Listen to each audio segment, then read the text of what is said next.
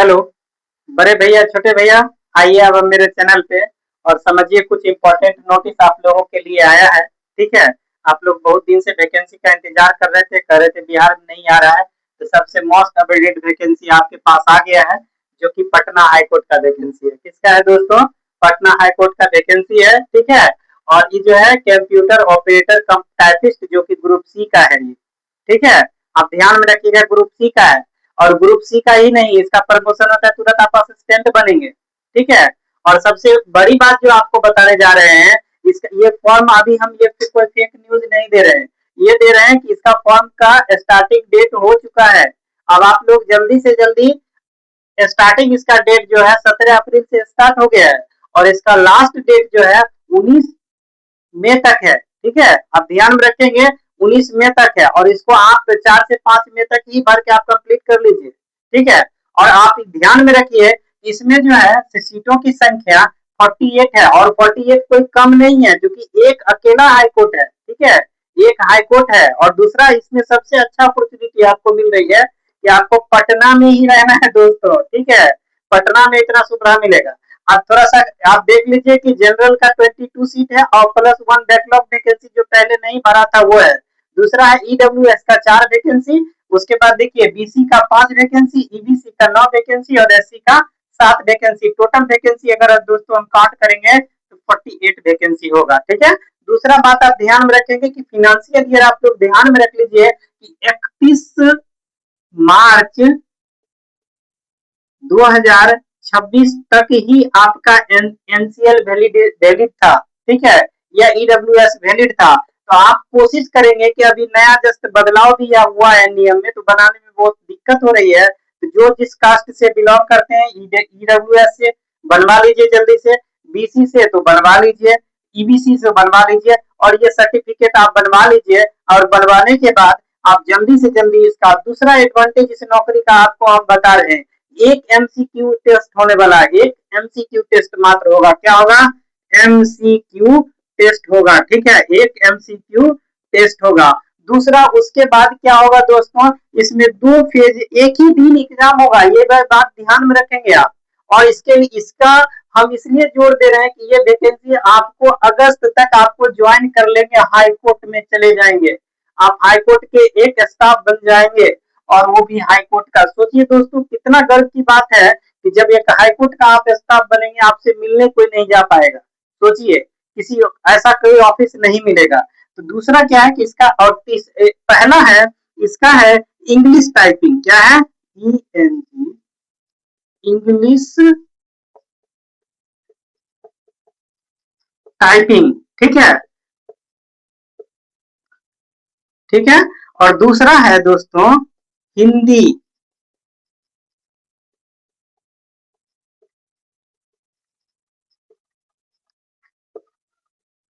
ठीक है। और इसका दोस्तों क्या है कि अब आप एक बात ध्यान में रखेंगे कि इसमें English typing 40 word per minute, और Hindi typing 30 word per minute. और दूसरा आपको बता रहे हैं, इसका आप जो है तो 85 एक्यूरेसी होना चाहिए। क्या होना चाहिए?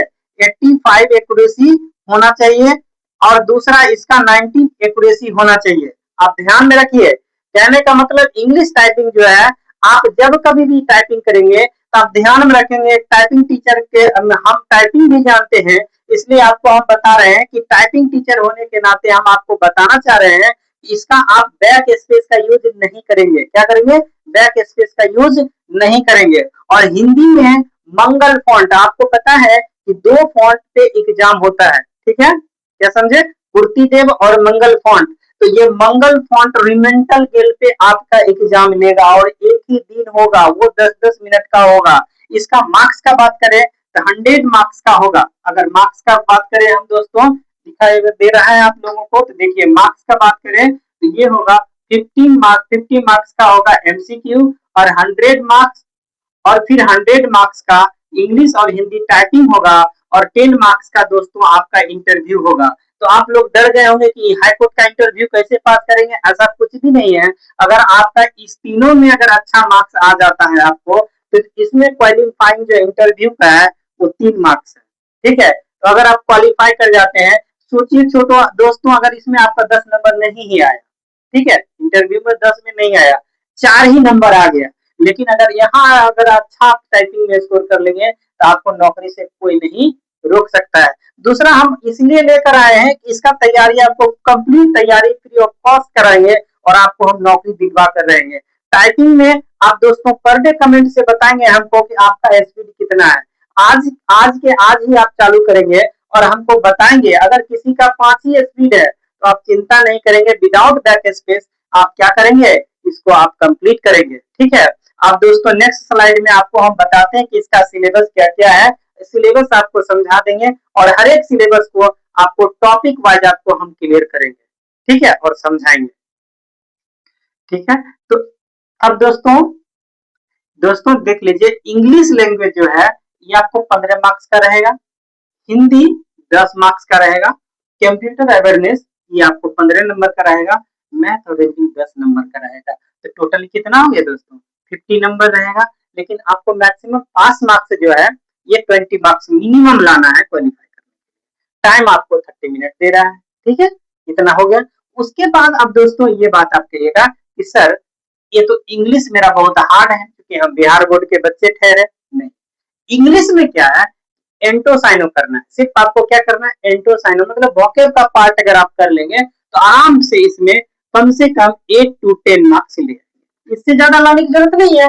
उसके बाद आपको हम बता रहे हैं हिंदी में, हिंदी में फुल का फुल मार्क्स आपको मिलेगा क्योंकि आपको इसमें 10 में इसमें 8 नंबर आपको हम आसानी से यहाँ दिलवा देंगे जो हम पढ़ाएंगे। उसके बाद कंप्यूटर के लिए, कंप्यूटर के लिए आप लोगों को हम लोग डिस्क्रिप्शन में आपको हम बुक का नाम बता देंगे, ठीक है, आप वहां से देख लीजिएगा, ऐसे बता देते हैं, सस्पेंस में क्यों रखते हैं। एक आता है इसका रुक्मणी पब्लिकेशन का एक कंप्यूटर का बुक आता है, ठीक है, आप उसको आसानी से खरीद लीजिए, 15 मार्क्स का। और उसका जो मेन मेन टॉपिक है, जैसे कि जो चैप्टर वाइज वो तो हम कराएंगे ही कराएंगे, उसका नोट्स भी आपको हम दे देंगे। दूसरा है रीजनिंग मैथ, रीजनिंग मैथ तो सब पढ़ ही रहे हैं, कोई दिक्कत की बात नहीं है, तो ये आसानी से आपको हो गया। दूसरा बात आपको ये दोस्तों उसमें नहीं, इससे पहले नहीं बोले थे आपको, इसका क्वालिफिकेशन जो है ये ग्रेजुएशन है, क्या है, ग्रेजुएशन है, ठीक है। अब हम बता रहे हैं कि इसको अब हमको यहाँ इसको लिखने का क्या जरूरत था, कोई जरूरत नहीं था क्योंकि हम तो टीचर हैं मैथ साइंस के और 9th 10th के। यहाँ हम इसलिए बता रहे हैं इसका भी तैयारी आपको हम आसानी से करवाएंगे, क्या करेंगे, इसका भी तैयारी आसानी से करवा देंगे दोस्तों, है ना। दोस्तों ये इंग्लिश का सिलेबस है, ठीक है, इंग्लिश का सिलेबस में देखिए वोकेबलरी, वोकेबलरी में आपको हम बता दिए हैं कि वोकेबलरी सिर्फ आपको कंप्लीट करना है। दूसरा हो गया ग्रामर, ग्रामर में इरर होगा तो उतना ग्रामर पढ़ने की जरूरत नहीं, अगर समय रहेगा तो आप लोग पढ़िएगा, अदरवाइज नहीं पढ़िएगा। स्पॉट इरर हो गया, फिल इन द ब्लैंक्स हो गया, एंटोसाइनो पढ़ना है आपको, ठीक है, एडम्स एंड फ्रेज पढ़ना है, कुछ स्पेलिंग पे आपको ध्यान देना है। उसके बाद है one word substitution, active and passive voice. देखिए दोस्तों कितना मात्र सिलेबस हो गया, 1 2 3 4 5 6 7 8 9 10, मात्र आपको 10 टॉपिक इंग्लिश में क्या करना है, पढ़ना है। मात्र कितना टॉपिक पढ़ना है, 10 टॉपिक इंग्लिश में पढ़ना है। हिंदी का बात करें तो हिंदी का है शब्द रूपांतरण, लिंग, वचन, कारक, काल, वाच्य, शुद्ध वर्तनी, मुहावरे, अलंकार और संधि, समास, उपसर्ग, प्रत्यय।